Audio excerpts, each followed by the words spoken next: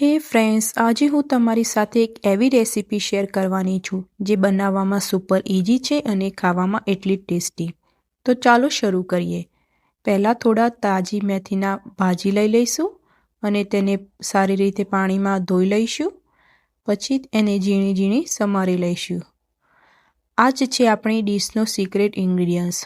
હવે એક બાઉલમાં લગભગ 1 કપ બેસન લઈ લઈશું અને એમાં આપણે સ્વાદ પ્રમાણે મીઠું ઉમેરી દઈશું. પછી અડધી ચમચી હળદર નાખી દઈશું કલર માટે. 1 ચપટી અજમો ઉમેરી દઈશું. આ નાનકડી વસ્તુ આખી ડીશને પાચન માટે સારી બનાવે છે. પછી એમાં આપણે થોડા મરીના પાવડર ઉમેરી લઈશું અને બધું સારી રીતે મિક્સ કરી લઈશું. પછી આપણે સમારેલી મેથી ઉમેરી દઈશું અને થોડા તાજી કોથમીરના પાન પણ ઉમેરી લઈશું. કોથમીરના પાનથી સ્વાદ ડબલ થઈ જાય છે. ફરી એકવાર આપણે બધું મિક્સ કરી લઈશું અને પછી આપણે એમાં ધીમે ધીમે પાણી ઉમેરતા જઈશું અને એક સ્મૂધ ખીરું બનાવી લઈશું. ના વધારે જાડું કે ના વધારે પાતળું, એકદમ આપણે પરફેક્ટ બનાવવાનું છે. આ રીતે રાખવાનું છે તેને.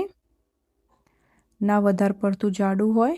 જો જાડું હોય તો તમે થોડું પાણી એડ કરી શકો છો અને જો પાતળું થઈ જાય તો તમે થોડો ચણાનો લોટ એડ કરી શકો છો અથવા સોજી એડ કરી શકો છો. હવે આપણે એક ગરમ પેનમાં આ ખીરું રેડી દઈશું. મેં અહીંયા તેલ પણ નથી યુઝ કર્યો અને તેને સારી રીતે ગોળ ગોળ ફેરવી દઈશું અને એક તરફ તેને શેકવા દઈશું. શેકાઈ જાય એક તરફ તેને આપણે ફેરવી દઈશું. જુઓ આ કલર કેટલો સરસ થઈ ગયો છે.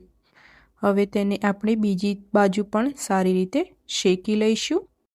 આપણે આ મેથીના ચીલાને મીડિયમ ટુ લો ફ્લેમ ઉપર શેકવવાના છે, ફાસ્ટ ફ્લેમ ઉપર નહીં, નહીંતર કાચા રહી જશે અંદરથી ચણાનો લોટ.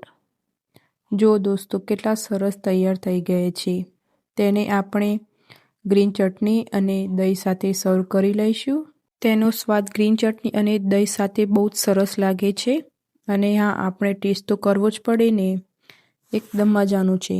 તો ફ્રેન્ડ, ટ્રાય કરજો અને આ રેસીપી અને કોમેન્ટમાં જણાવજો કેવી બની છે અને ફરી મળીશું એક રેસીપીમાં. Thank you for watching. Bye bye અને સબસ્ક્રાઈબ કરવાનું પ્લીઝ ભૂલતા નહીં.